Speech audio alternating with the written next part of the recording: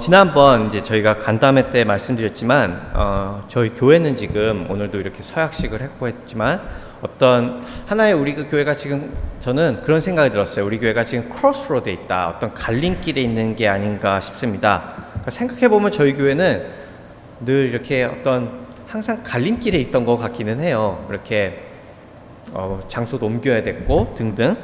그래서 말 그대로 간담회 때 이제 저희가 그런 얘기를 했었죠. 저희 교회가 어떻게 이제 나갈 수 있는지 우리가 옵션을 두고 얘기했었는데, 그리고 우리가 이처럼 이렇게 어떤 인생의 갈림길에 있을 때, 혹은 우리 삶에 예상치 못한 위기가 왔을 때, 우리는 우리 스스로를 돌아보곤 합니다.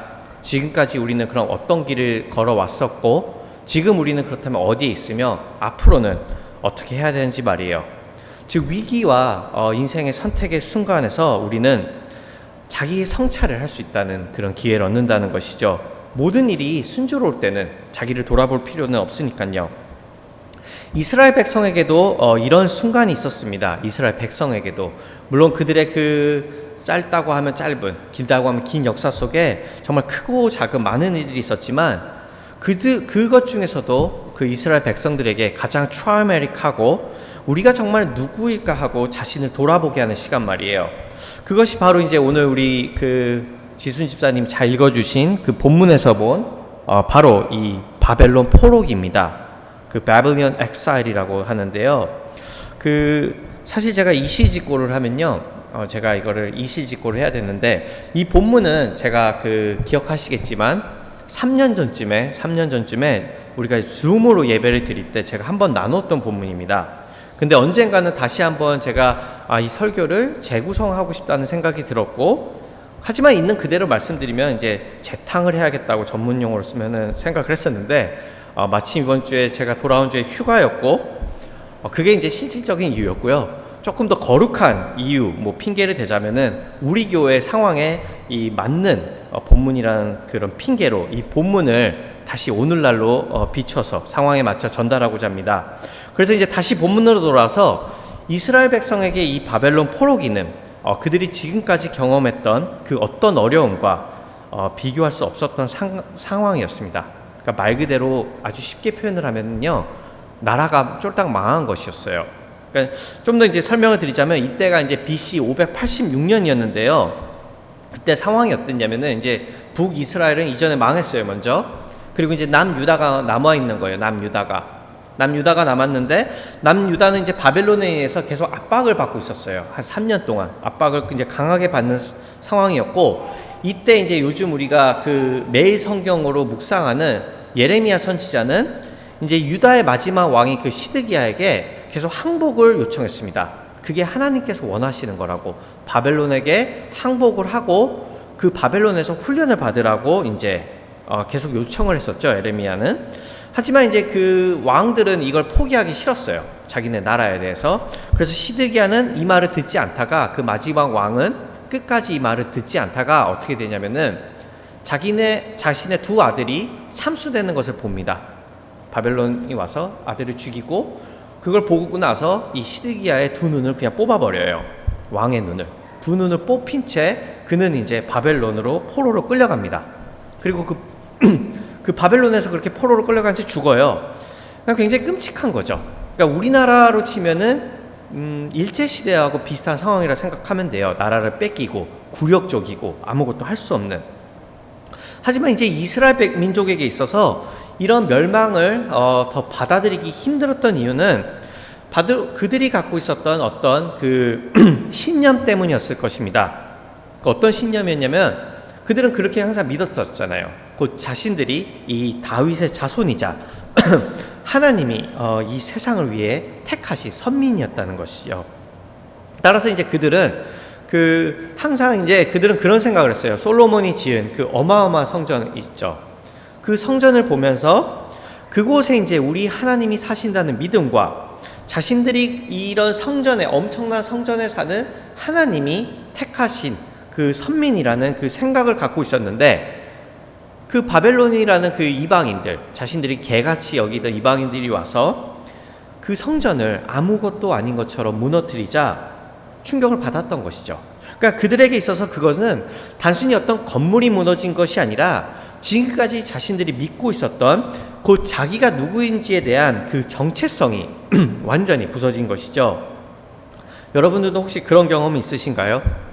그러니까 어떤 사건이 있는데 그 사건은 그냥 사건이 아니라 나의 그냥 전 존재가 산산 무너졌던 났다 생각했던 그 순간들 말이에요. 어쩌면 우리 세상은 제가 우리 세상으로 비춰봤을 때 그 지난 3년간 있었던 이 팬데믹이 이것을 우리에게 단체로 경험하게 해주게 한 건 아닌가 싶습니다. 그러니까 이 작은 바이러스가 하나 들어왔죠. 작은 바이러스가 하나 들었고 그리고 세상이 들썩이기 시작했어요. 그러니까 저도 그때로 돌아보면 기억이 나는 게 저도 처음에는 솔직히 별거 아니라고 생각했어요. 그냥 스와인 플루 같은 있다가 없는 거겠다 했고 이러다 말개치했단 말이에요. 그러니까 이게 무슨 100년 전 조선시대도 아니고 우리 의학이 이렇게 발달됐는데 이게 지금 중국에서 일어난 일인데 이게 뭐가 그렇게 클까 좀 오버한다고 생각을 했는데 이렇게 팬데믹이 3년이나 가고 전 세계를 마비시킬 줄은 상상은 못했죠. 근데 이것은 이제 세상을 완전히 이제 뒤집고 온 지구를 마비시켰고 사람들은 그동안 우리가 믿었던 저같이 철부지없이 이 과학의 지식과 우리가 갖고 있던 어떤 부의 능력이 이런 눈에 보이지도 않는 작은 바이러스 앞에 아무것도 못한다는 그 현실 자체에 쇼크를 받았습니다. 저는 그랬던 것 같아요. 병도 무서웠지만 우리가 아무것도 아니라는 그 존재라는 그 현실의 자각이 세상을 쇼크로 만든 것 같아요. 그러니까 그동안 그럼 우리는 누구였을까는 그런 아주 근본적인 질문을 인류는 던지기 시작한 것이죠. 그러니까 이스라엘 백성도 그랬던 겁니다. 이렇게 나라가 망하고 성전이 무너지고 왕이 눈이 뽑히고 많은 사람들이 마치 짐승같이 바벨론에 끌려가자 그들은 질문하기 시작한 것이에요. 우리는 그럼 그동안 대체 누구였냐고 말이죠. 그래서 이제 대부분의 구약학자들은요, 이제 여기에 나온 것처럼 It is now increasingly agreed that the Old Testament in its final form is a product of and response to the Babylonian exile.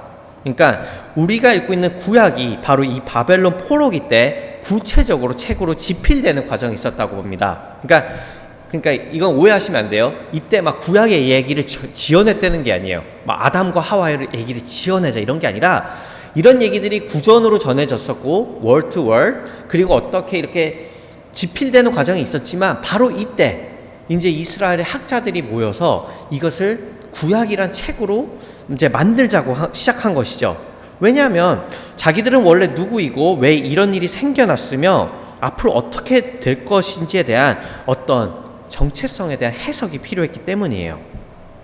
그리고 이들이 이런 성찰과 해석 중에 가장 먼저 알고 싶었던 질문은 바로 우리가 어떤 질문을 했을까요?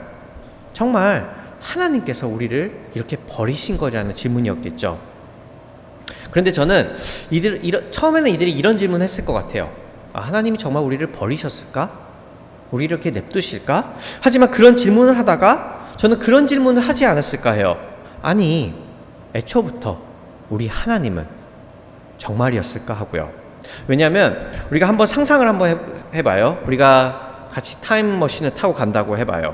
그래서 지금 우리 믿음으로 사는 교회가 그 택하신 몇 명의 포로로 다 끌려간 건 아니었거든요. 근데 우리가 택함 받은 포로였어요. 그래서 포로로 이제 생각을 해보세요. 우리가 포로로 끌려가고 있고 그때 바벨론의 군사는 정말 엄청났거든요. 엄청난 바벨론의 군사가 우리를 끌고 가고 있고 그리고 그 앞에는 당시 바벨론이 믿었던 신 마르둑의 그 형상을 항상 앞에 두고 갔거든요. 그러니까 다른 신의 형상을 두고 그 웅장한 군대를 뒤에 저희가 따라가는 것이에요. 손발이 묶인 채. 그러니까 벌써부터 압도가 되는 거죠. 그 엄청난 군대 앞에서. 근데 그렇게 가다 보니까 이제 그 바벨론 왕국이 보이기 시작하는 겁니다. 그리고 그때 바벨론 왕국은 제가 실제로는 사진을 보여드리려고 했는데 이게 또 어떻게 보면은 오히려 집중에 방해가 되실까봐 그냥 말로 설명하기로 했어요. 그러니까 그 충격이 어땠을 거냐면은 그러니까 이런 거 같아요. 제가 이제 제일 만만한 게 우리 박승현 집사님인데 우리 집사님이 캔자스에서 살다 오셨단 말이에요. 캔자스에서 사셨는데 인스타그램이나 사진이 없어요. 문명이 발달이 안 돼서 한 번도 2023년 뉴욕시를 보지 못한 거예요. 그럼 캔자스에서 집사님 죄송해요. 캔자스를 너무 비하해서 캔자스에 사시다가 뉴욕시에 온 거예요. 다운타운에. 그럼 그때 어떤 충격이 있을까요? 응? 그러니까 실제로 이 바벨론의 문명이 엄청나더라고요. 연구를 해보면 바벨론에서 모든 게 다 나왔다도 과언이 아니에요. 그래서 지금도 베를린의 페르가몬이라는 뮤지엄에 가면은 그 이슈라트의 문이라는 게 이렇게 다시 만들어졌는데, 그 문은 그 세계 7대 불가사리 후보로 오를 정도로 엄청납니다. 그러니까 우리나라가 삼국시대 때 얘네는 그런 문을 줬을까 할 정도로 엄청난 문이에요. 나중에 구글 설치해 보셔도 돼요. 그러니까 요지는 백성들의 눈을 휘둥그레졌겠죠. 세상에 이런 것도 있었구나 하고요. 그렇다면 우리는 지금 그때 무슨 생각이 들었을까요? 그러니까 만약 지금까지 우리가 하나님이 우리를 왜 지키지 않으셨을까? 하나님이 왜 우리를 버렸었을까라는 그런 질문을 했다면, 바벨론을 보면은 그 질문은 아마 그렇게 바뀌지 않았을까요? 하나님이 우리를 지키지 않으신 게 아니고 지키시지 못한 게 아닐까란 그런 질문으로 바뀌지 않았을 거라는 말이죠. 여기가 진짜였네라고 말이에요. 그러니까 이것이 더 그랬을 것은, 당시 이 고대 사회에서 전쟁은요, 단순히 어떤 민족 대 민족의 싸움이 아니라, 또한 사람 대 사람의 싸움이 아니라 신들의 전쟁이었기 때문에 그렇습니다. 그러니까 그때 당시는 본래 패자는요, 승자의 신을 받아들이곤 했어요. 그리고 패자의 신은 역사 속으로 사라졌죠. 그러니까 만약에 이스라엘이 지금 바벨론하고 붙어서 진 거잖아요. 그럼 여호와의 이름은 사라졌어야 돼요. 말뚝이 이긴 거예요. 그러니까 사람들은 더 그렇게 생각했겠죠. 우리 하나님이 우리를 지켜주지 않은 게 아니라 하나님이 말뚝보다 약하구나 하고요. 물론 이때도 믿음의 사람들은 있었을 것이에요. 그래도 우리 하나님만이 온 지구의 주인이시고, 이런 믿음을 고백하는 믿음의 그런 선지자들이나 믿음의 사람들이 있었겠죠. 하지만 그들 역시 손발이 묶인 자신들의 처지를 보면서 어떤 희망을 찾기는 어려웠을 것이에요. 하나님이 하실 수 있다고 믿는다 해도 우리들의 죄가 너무 크기 때문에 하나님이 우리를 이렇게 버렸다 생각을 했을 테니까요. 그러니까 다시 말씀드리면, 지금 이 상황은 그 누구의 해석이, 어떤 성찰이, 어떤 분석이 그들에게 어떤 속 시원한 답을 주지 못했을 거라는 것이에요. 그 어떤 답도 이들에게는 솔루션이 되지 않았을 거라는 것이죠. 그런데 이때 바로 우리가 아까 본문에서 본 대로, 너희의 구속자여 이스라엘 거룩하니 여호와가 말하노라, 너희를 위하여 내가 바벨론에 사람을 보내어 모든 갈대아 사람에게 자기들이 연락하던 배를 타고 도망하여 내려가게 하리라. 이때 이제 선지자 이사야는 하나님이 사람을 보내어 백성들을 나오게 할 거라고 합니다. 이사야의 입장을 생각해 본다면 이 이야기가 쉬웠을까요, 하기가? 이사야가 이 이야기를 백성들에게 하기가 쉬웠을까요? 저같이 냉소적인 사람은 분명 그랬을 것 같아요. 제가 지금 백성이고 손발이 묶여 있는데 이사야가 나한테 와서 이런 얘기를 했다면 저는 그랬을 것 같아요. 저 인간이 지금 정신 승리를 하고 싶구나. 지금 이 암흑 같은 상황에서 어떻게든 이사는 그냥 긍정적인 메시지를 주려고 용쓴다고 생각했겠죠. 그러나 선지자는 여기 나온 것처럼 꿋꿋이 이제 이야기를 이어갑니다. 그리고 그는 여기에 나온 것처럼 어떤 확률 게임 혹은 우리가 했던 그런 옵션 1, 2, 3, 4를 이야기하는 게 아니라 그 이스라엘이 갖고 있었던 어떤 고유의 경험을 되살리죠. 그러니까 그는 지금 어떤 옵션을 얘기하는 게 아니에요. 너에게 옵션 1, 2, 3, 4가 있다. 이렇게 해라. 작전을 짜는 게 아니에요. 하지만 그는 그런 걸 얘기하는 거죠. 곧 바다를 열어서 그들에게 새로운 정체성을 허락하신 하나님, 그 거룩한 이요 이스라엘 창조자이시며 진정한 왕이신 그가 그때도 우리를 구해주시지 않았냐며 어떤 방법이 아니라 기억에 호소를 하는 것이에요. 너희가 우리 민족이 그분을 이미 홍해에서 경험해보지 않았냐는 것이죠. 그러니까 그는 지금 기억에 호소를 하고 있는 겁니다. 하나님께서 홍해에서 우리에게 어떤 기적을 주지 않았냐는 것이에요. 그러니까 여러분들이 만일 이 메시지를 듣고 계셨다면 어떠셨겠어요? 어쩌면 다시 희망을 가질 수도 있었겠죠. 마치 우리가 어떤 어려운 일을 겪었을 때 우리가 그럴 수 있을 것 같아요. 맞아. 하나님께서 그때도 그러셨어. 내 인생에서 가장 어려울 때 그때도 그분이 나를 구해주셨어. 나를 돌봐주셨어. 라고 말이에요. 실제로 이것은 굉장히 중요한 점입니다. 우리가 어려울 때 하나님이 우리에게 과거에 어떻게 하셨는지를 우리는 기억해야 돼요. 그때 도우신 이가 나를 또 도우실 거라고 믿는 거죠. 하지만 이사야는 이 말을 하자마자 조금 이제 다른 이야기를 꺼내기 시작합니다. 너희는 이전 일을 기억하지 말며 옛날 일을 생각하지 말라. 기억하지 말래요. 좀 이상하지 않나요? 자기가 지금 다 기억하게 하는 거잖아요. 까먹고 있는데 기억나게 했어요. 너네 그때 그러지 않았냐? 홍해에서 하나님이 그러지 않았냐? 그렇게 하고선 기억하지 말라고 하면 어쩌라는 건가요? 이게 논리적 모순이잖아요. 기억나게 하고 기억나지 말라고 하면. 하지만 우리는 알고 있죠. 그러니까 이 말의 진짜 의미는, 진짜 포인트는 기억하라는 게 맞아요. 기억하라는 것인데, 그러니까 일종의 수사법이죠. 기억하라는 것인데요. 다만 이어지는 선지자의 말처럼 보라 내가 새 일을 행하리니 이제 나타낼 것이라. 하나님께서 하실 새 일을 기대하라는 것입니다.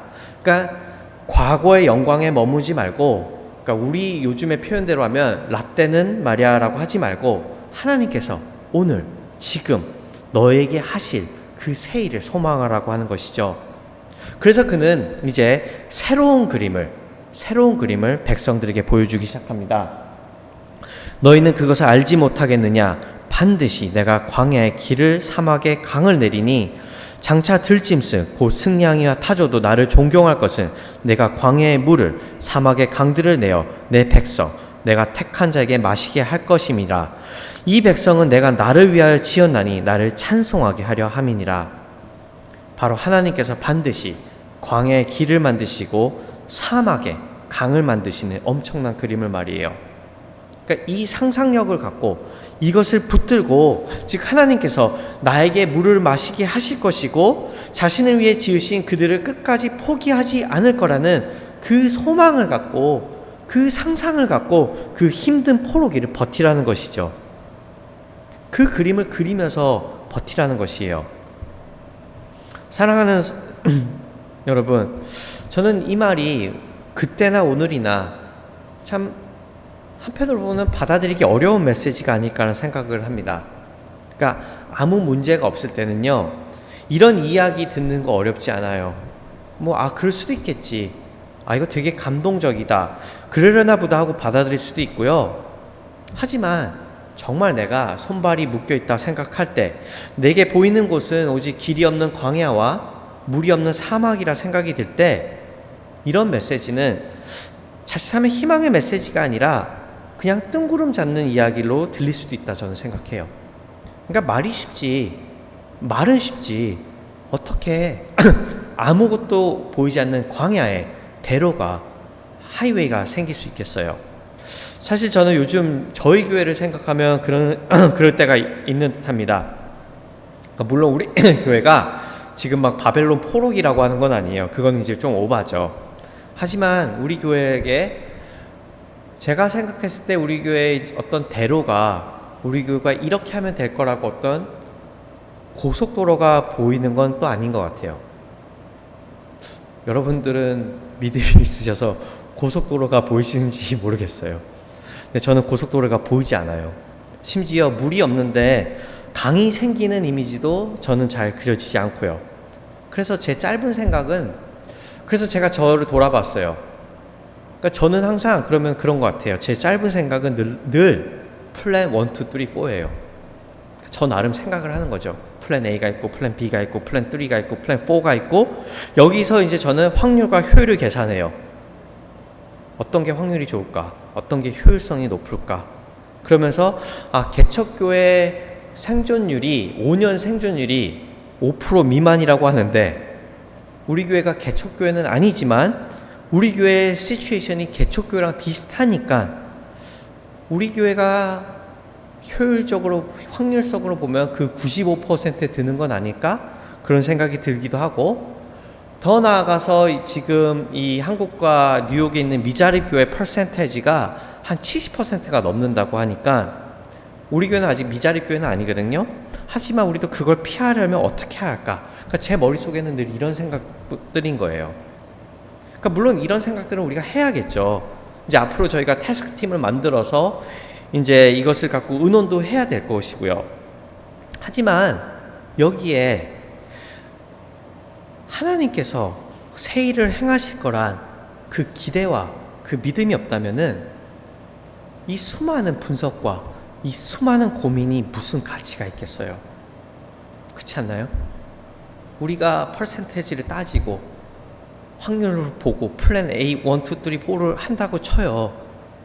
근데 거기서 하나님께서 우리에게 하실 일을 기대하지 않으면, 우리가 그 그림을 그리지 않고 그 상상력까지 없다면은 그게 우리에게 어떤 의미로 다가오겠어요?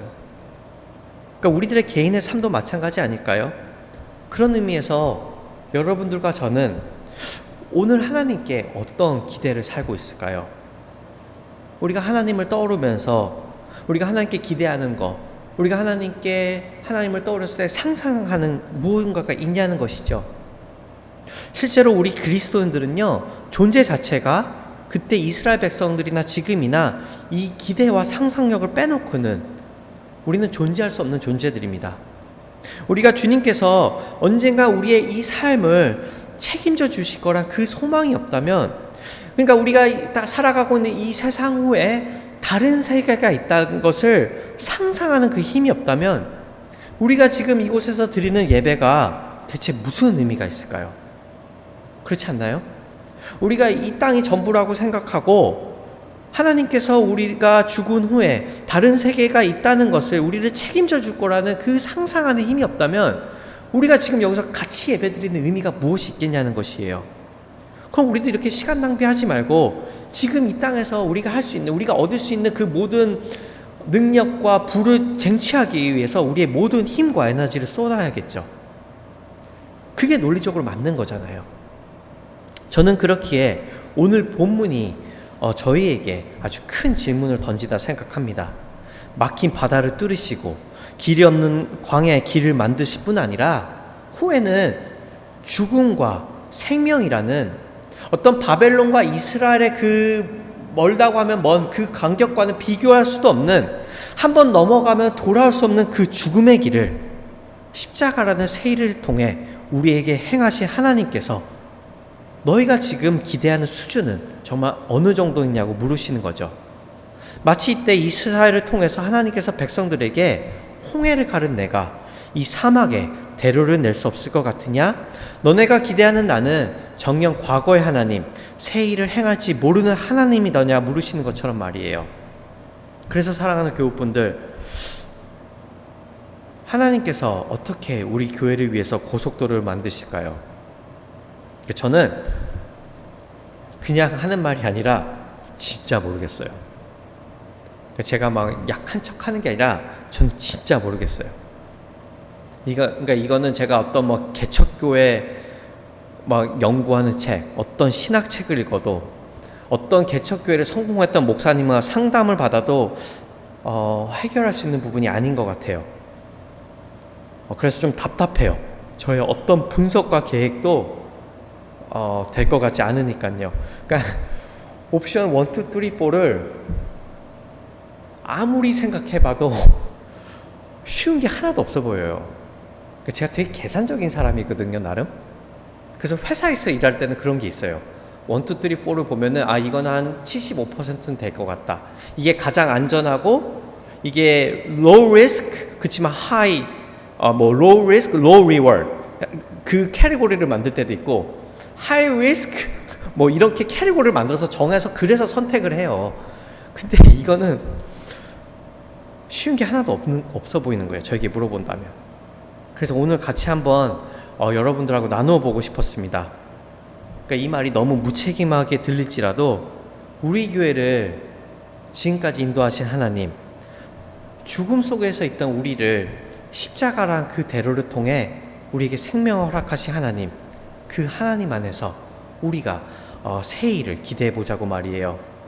그러니까 때로는 그 길이 참 어렵고, 이게 정말 맞는 건가? 내가 이걸 해야 되나 하는 그 생각이 수없이 들겠죠. 그러니까 여러분들도 여러분들의 개인의 삶을 두고 봤을 때 이런 질문들이 끊임없이 있으실 거예요. 내가 정말 이렇게까지 해야 하나라고요? 내가 이렇게까지 참아야 돼? 내가 이 길을 정말 가야 돼? 라고요. 하지만 하나님 안에서의 상상력은 우리에게 새로운 그림을 그릴 수 있게 해줍니다. 그리고 그 그림들은 오늘도 우리에게, 우리가 각자 놓여진 자리에서 최선을 다할 수 있게 하는 그 힘이 되게 해주죠. 저는 그래서 우리 교회가 이 그림을 함께 그려보았으면 좋겠습니다. 우리들의 마음에 있는 것들을 다 그냥 내려놓고 정말 우리가 무엇을 위해서 누구를 위해서 이러고 있는지 같이 성찰하면서 같이 우리가 한 마음 한 뜻, 한 그림을 할 수만 있다면 정말 백지에 놓고 같이 그려보는 거죠. 모든 것을 내려놓고요. 그러니까 어렵지만 우리가 이렇게 할 수만 있다면 그때는 우리가 결과에 자유로울 수 있지 않을까요? 우리가 욕심 없이 정말 우리는 우리의 최선을 다했다. 그러니까 욕심이 없다면 우리가 그 결과에 자유로울 수 있겠죠. 그렇다면 우리가 그것은 우리에게 있어서 위대한 도전이 되지 않을까요?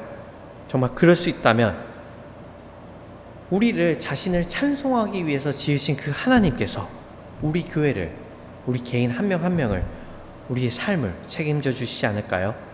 그래서 그 소망이 우리 교회에 그리고 또 우리 각자의 삶에 넘치기를 주님의 이름으로 축원합니다. 우리 다 같이 함께 기도하실까요?